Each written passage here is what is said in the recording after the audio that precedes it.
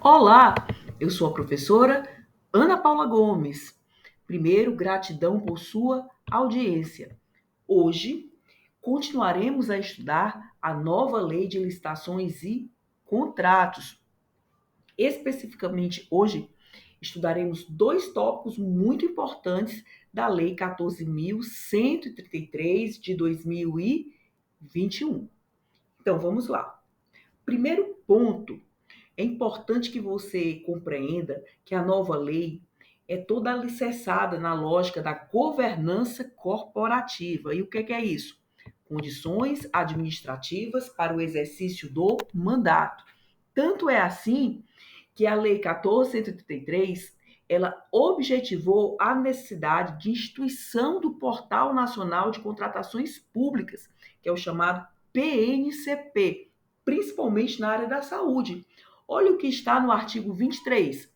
O valor previamente estimado da contratação deverá ser compatível com os valores praticados pelo mercado, considerados os preços constantes de banco de dados públicos e as quantidades a serem contratadas, observadas a potencial economia de escala e as peculiaridades do local de execução do objeto.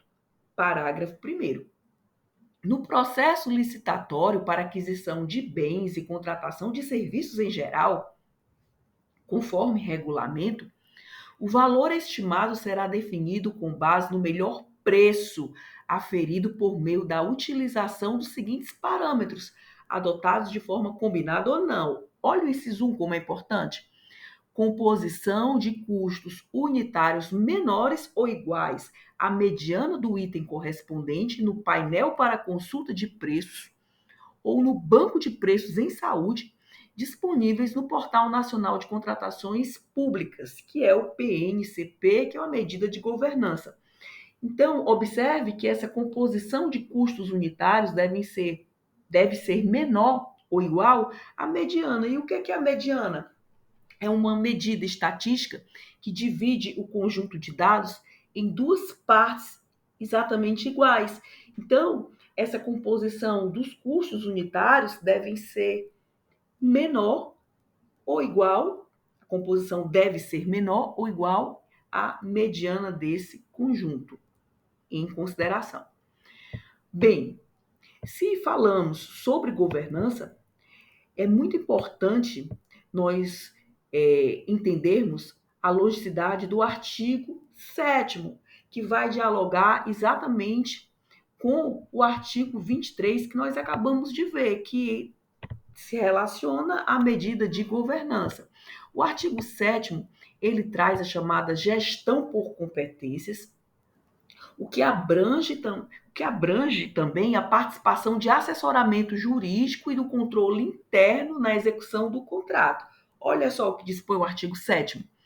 Caberá à autoridade máxima do órgão ou da entidade, ou a quem as normas de organização administrativa indicarem, promover gestão por competências e designar agentes públicos para o desempenho das funções essenciais à execução desta lei, que preencham os seguintes requisitos, que são três. Olha o que diz o inciso 1. Sejam preferencialmente servidor efetivo ou empregado público dos quadros permanentes da administração pública. Inciso 2.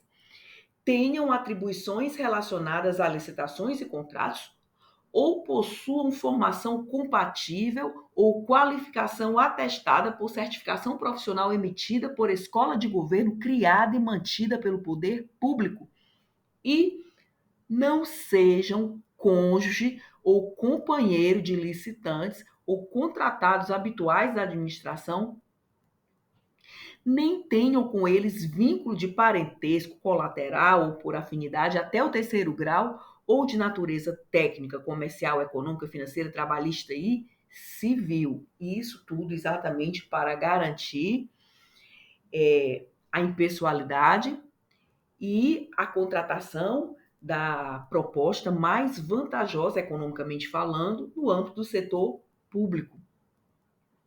Parágrafo 1º do artigo 7º.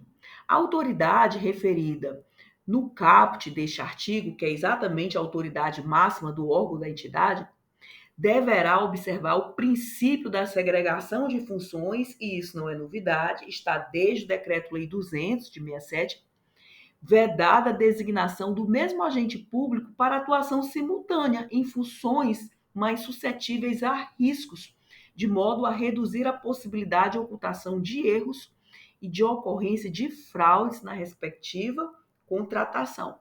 O que se busca é maior segurança, minimização de erros e governança, claro, com expertise administrativa. Parágrafo 2º. O disposto no caput e no parágrafo 1º deste artigo, inclusive os requisitos estabelecidos, também se aplica aos órgãos de assessoramento jurídico e de controle interno da administração, naturalmente. Bem, falamos sobre governança, falamos sobre gestão por competências, inclusive no âmbito do assessoramento jurídico e do controle interno da administração. Agora vamos dar um salto ao artigo 120 da lei. Acabamos de estudar o 23 e o 7º, que dialogam. Vamos estudar agora o artigo 120. Olha o que é que dispõe. Exatamente sobre a responsabilidade do contratado, ou seja, da pessoa que venceu a licitação. Artigo 120. O contratado será responsável pelos danos causados diretamente à administração ou a terceiros em razão da execução do contrato e não excluirá nem reduzirá essa responsabilidade a fiscalização ou o acompanhamento pelo contratante. É dever do contratante fiscalizar e acompanhar a execução do contrato. Claro que o fato de o contratante, que é a administração pública, fiscalizar e acompanhar a execução do contrato, que é uma de suas obrigações, não exime o contratado de se responsabilizar por eventuais danos causados diretamente à administração ou a terceiros. Esse dispositivo é bastante lógico e vai se relacionar ao artigo 121, parágrafo 1º, que examinaremos no próximo vídeo. É isso aí, pessoal. Gratidão pela audiência, muita paz. Até a próxima. Tudo de bom.